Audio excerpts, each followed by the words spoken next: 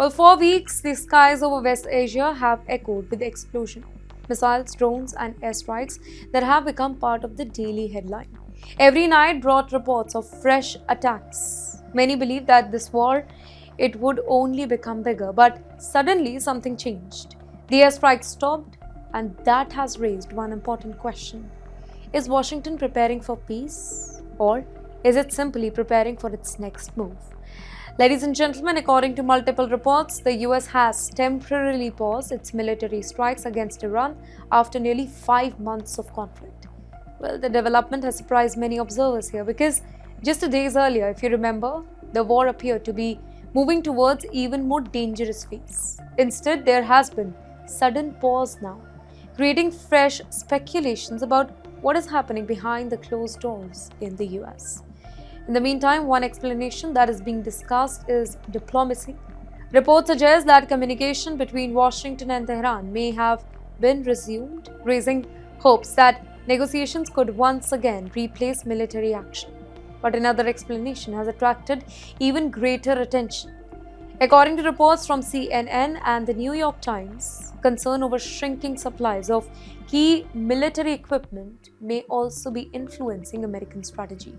Reports suggest that stockpiles of Patriot interceptors and other defensive weapons have come under increasing pressure after months of continuous operations here.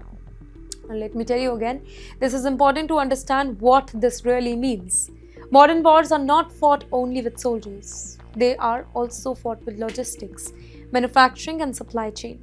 Every missile launch has to be replaced. Every interceptor used to stop an incoming attack has to be manufactured again. Even the world's most strongest military cannot operate without maintaining enough equipment for future emergencies. And that is why military planning is just as much about factories and stockpiles as it is about fighter jets and aircraft carrier.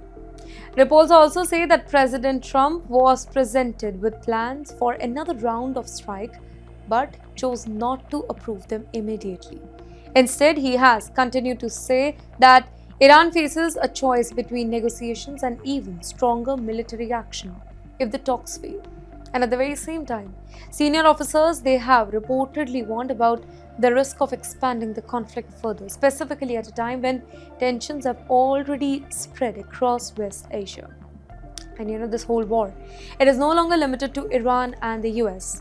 Fighting has expanded across the whole region. The Houthis continue to launch attacks. Military activities around the Strait of Hormuz remain tense. Shipping routes have been disrupted. Gulf countries remain on alert. And every new development is increasingly concerning about global energy supplies and international trade here. So has America really stepped back from the battlefield, or is this simply a temporary pause before another phase of the conflict begins? At this moment, nobody knows the answer here, but one thing is becoming increasingly clear. Wars are not decided only by military strength. They are also shaped by political calculation, economic pressure, and the simple question of how long a country can sustain the cost of fighting.